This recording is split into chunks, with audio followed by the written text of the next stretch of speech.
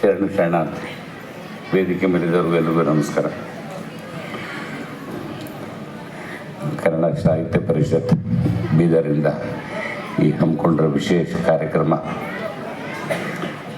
ಪೂಜ್ಯ ಶ್ರೀ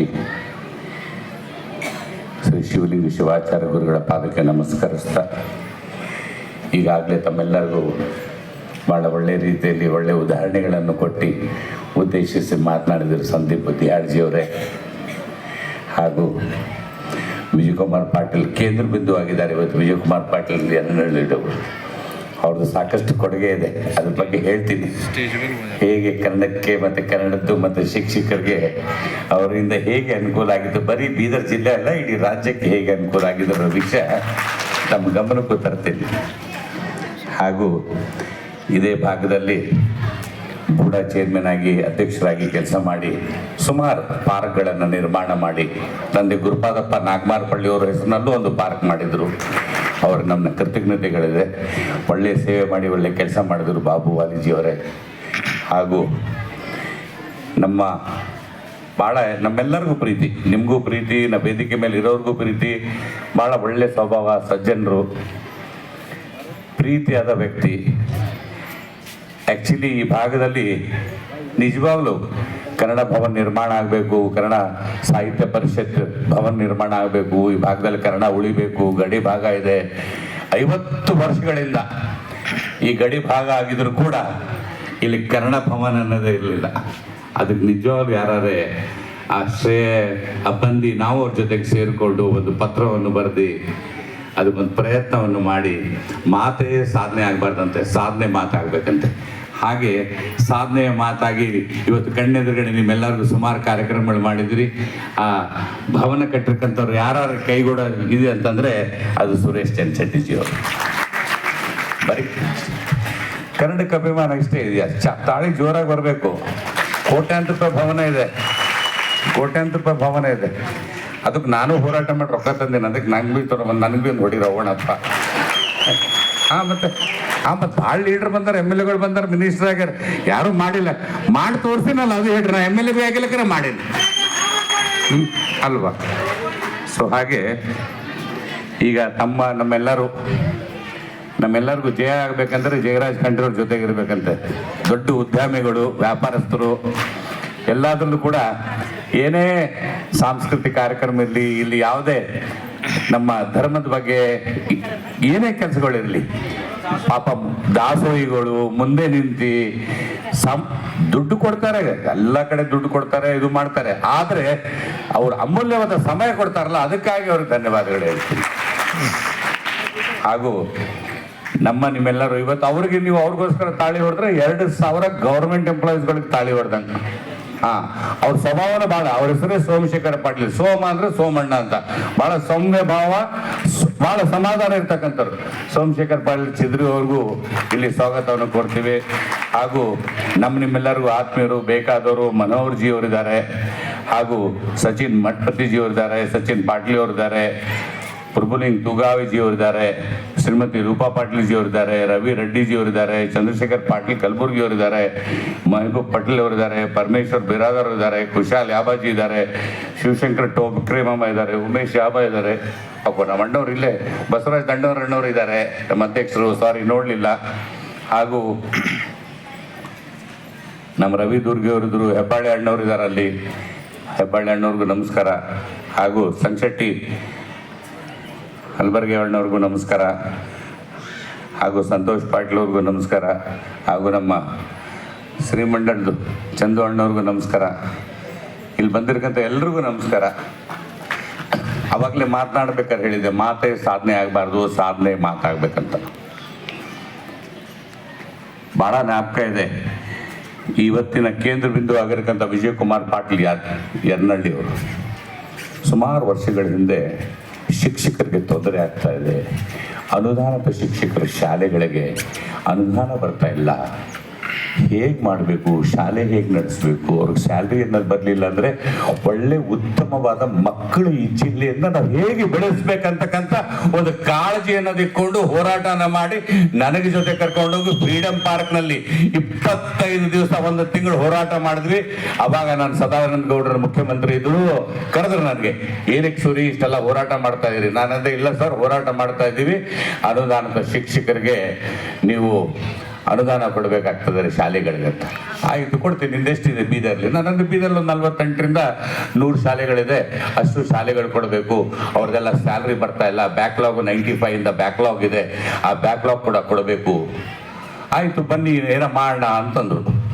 ಇಲ್ಲ, ನಾನೊಬ್ಬನೇ ಬರಲ್ಲ, ನನ್ನ ಜೊತೆಗೆ ಒಂದು 100 ಜನ ನಾವೆಲ್ಲರೂ ಫ್ರೀಡಮ್ ಪಾರ್ಕಲ್ಲಿ ಶಿಕ್ಷಕರು ನಾವೆಲ್ಲ ಕೂತಿದ್ವಿ, ಸ್ಟ್ರೈಕ್ ಮಾಡ್ತಾ ಇದ್ವಿ, ಅಷ್ಟು ಜನಕ್ಕೆ ಕರ್ಕೊಂಡ್ಬರ್ತೀನಿ, ಅಷ್ಟು ಜನಕ್ಕೆ ಚಾಯ್ ಕುಡಿಸ್ತೀರಂದ್ರೆ ನಾನು ಬರ್ತೀನಿ ಅವ್ರಿಗೆಲ್ಲ ಕರ್ಕೊಂಡು ಅಂತ ಹೇಳಿದೆ.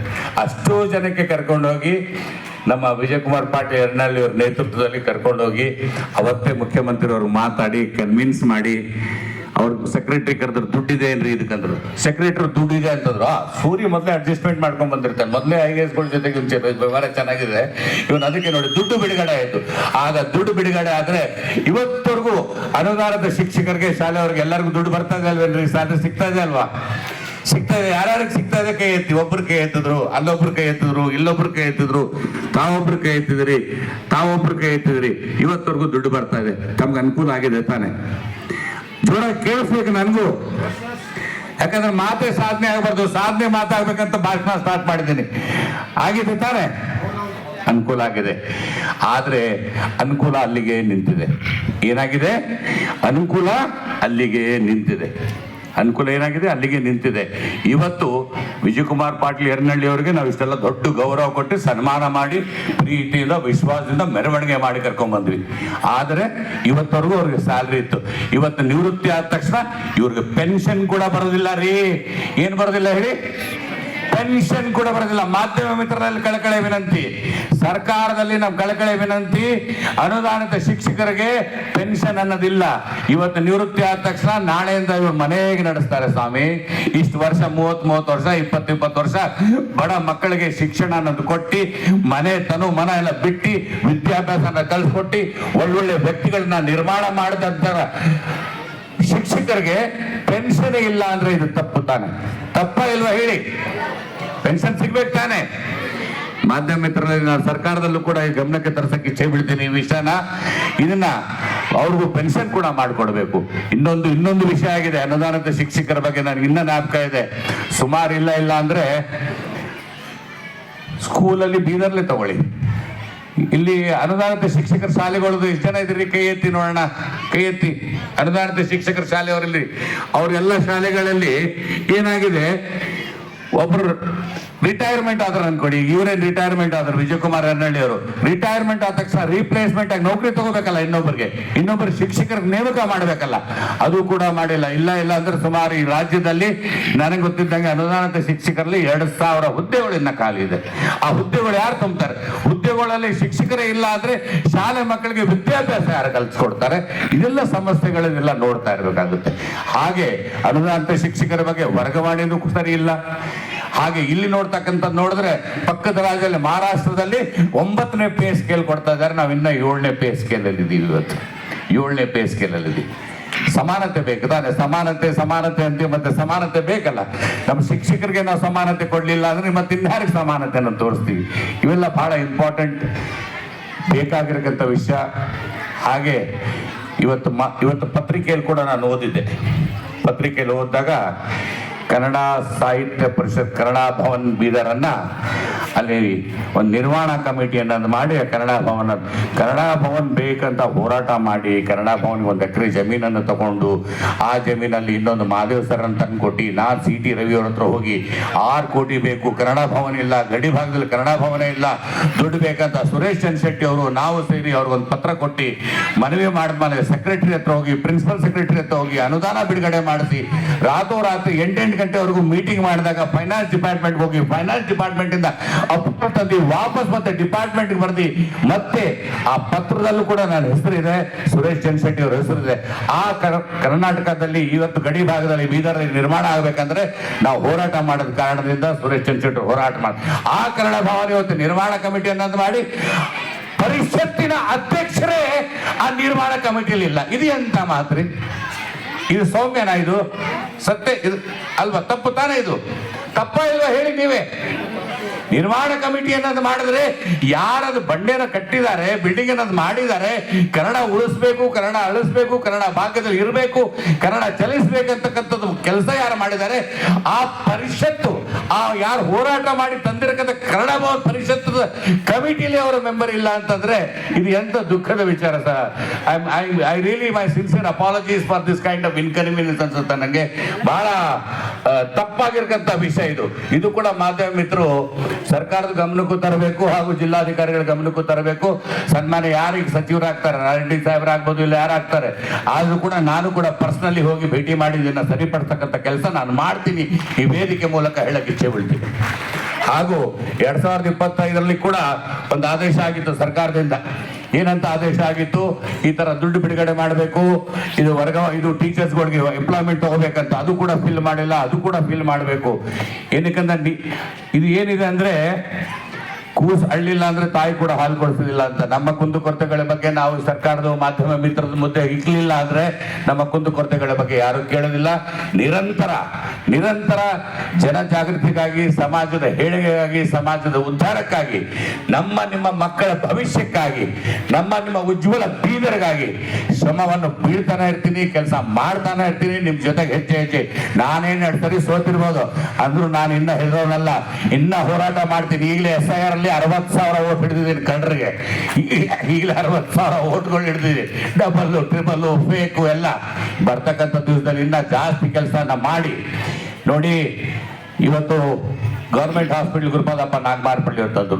ನಾನೇನು MLA ಏನೂ ಆಗಿಲ್ಲ, ಆದ್ರೆ ವಿಮಾನ ನಿಲ್ದಾಣ ಇವತ್ತು ಹೋರಾಟ ಮಾಡಿ ವಿಮಾನ ನಿಲ್ದಾಣ ತರ್ತಕ್ಕಂಥ ಕೆಲಸ ನಾವು ಮಾಡಿದ್ವಿ. ಇವತ್ತು DCC ಬ್ಯಾಂಕ್ ಮೂಲಕ ಸ್ವಸಹಾಯ ಸಂಘನ ಕಟ್ಟಿ ಗುರುಪಾದಪ್ಪ ನಾಗಮಾರಪಳ್ಳಿಯಿಂದ ಸುಮಾರು 534 ಹಳ್ಳಿಗಳಲ್ಲಿ ಸುಮಾರು 5,24,000 ಮಹಿಳೆಯರು ಅನ್ನ ತಿಂತಕ್ಕಂಥದ್ದು, ಶೋಭೆ ತರ್ತಕ್ಕಂಥದ್ದು, ಈ ಭಾಗಕ್ಕೆ ಕೆಲಸ ಮಾಡಿಕೊಡ್ತಕ್ಕಂಥ ಕೆಲಸಗಳನ್ನ ನಾವು ಮಾಡಿದ್ವಿ. ಆ ಗುರುಪಾದಪ್ಪ ನಾಗಮಾರಪಳ್ಳಿ ಆಸ್ಪತ್ರೆಯ ಮೂಲಕ ನಾವು ಇಲ್ಲ ಅಂದ್ರೆ ಕೋವಿಡ್ ಸಮಯದಲ್ಲಿ ಮನೆಗೆ ಕಿಟ್ ಕೊಡೋದಲ್ಲದೆ ಸುಮಾರು 2 ಲಕ್ಷ ಪೇಷಂಟ್ಗೆ ಟ್ರೀಟ್ ಮಾಡಿ ಅನುಕೂಲ ಮಾಡಿ ನಾವೇ ಡೆಡ್ ಬಾಡಿಗಳು ಕೂಡ ನಾವೇ ಅಂತಿಮ ಸಂಸ್ಕಾರ ತಗೊಂಡೋಗಿ ಮಾಡ್ತಕ್ಕಂಥ ಕೆಲಸ ನಾವು ಮಾಡಿದ್ದೀವಿ. ಇವತ್ತು ನಿರಂತರವಾಗಿ ಸಮಾಜದ ಜೊತೆಗೆ ಸಮಾಜ ಏಳಿಗೆಗಾಗಿ, ಸಮಾಜ ಉದ್ಧಾರಕ್ಕಾಗಿ ಕೆಲಸ ಮಾಡ್ತೀನಿ. ತಮ್ಮನಾಗಿ, ತಮ್ಮ ಮಗನಾಗಿ ನಮ್ಮಿಂದನೂ ಏನಾದ್ರು ತಪ್ಪಾಗಿದ್ರೆ ಕ್ಷಮಿಸ್ಬೇಕು. ಈ ವೇದಿಕೆ ಮೂಲಕ ಒಂದು ಅವಕಾಶ ಆಯ್ತು, ಆಗಾಗ ತಮಗೆ ಹೇಳಬೇಕು, ನಮ್ಗೆ ಏನೇನು ಕುಂದು ಕೊರತೆಗಳಿದ್ದೇವೆ ಇದ್ರ ಬಗ್ಗೆ ಮಾತನಾಡ್ಬೇಕಂತಕ್ಕಂಥ ವಿಷಯ ನಾನು ಮಾತನಾಡಿದ್ದೀನಿ. ನೀವು ಇದಕ್ಕೆ ನಾನು ಮಾತಾಡಿರಕ್ಕಂಥ ವಿಷಯದಲ್ಲಿ ಏನಾದ್ರು ತಪ್ಪು ಕಂಡಿದ್ರೆ ತಾಳಿ ಹೊಡಿಬೇಡ್ರಿ. ಸರಿ ಇದ್ರೆ ತಾಳಿ ಹೊಡೆದಿ, ಸರಿ ಇದ್ರೆ ತಾಳಿ ಹೊಡಿತೀರಿ. ಅವನಪ್ಪ ಹಂಗಾರೆ ಕರೆಕ್ಟ್ ಇದೆ ಹಂಗಾರೆ. ಅದಕ್ಕಾಗಿ ತಮ್ಮೆಲ್ಲರಿಗೂ ವೇದಿಕೆ ಮೇಲೆ ಸುಮಾರು ಜನದ ಹೆಸರು ನಾನು ಮಿಸ್ಟೇಕ್ ತಗೊಳಕ್ಕಾಗ್ಲಿಲ್ಲ. ಹಿಂದೆ ಕೂತ್ಕೊಂಡವರು, ಮುಂದೆ ಕೂತ್ಕೊಂಡವರಾಗ್ಲಿ, ವೇದಿಕೆ ಮುಂದೆ ಹಿರಿಯರಿದ್ದಾರೆ ಎಲ್ಲ ನನ್ಕಿನ್ನ. ತಮ್ಮೆಲ್ಲರಿಗೂ ತಮ್ಮೆಲ್ಲರ ಪಾದಗಳಿಗೆ ನಾನು ಹೃದಯಪೂರ್ವಕ ನಮಸ್ಕಾರಗಳು, ಧನ್ಯವಾದಗಳು.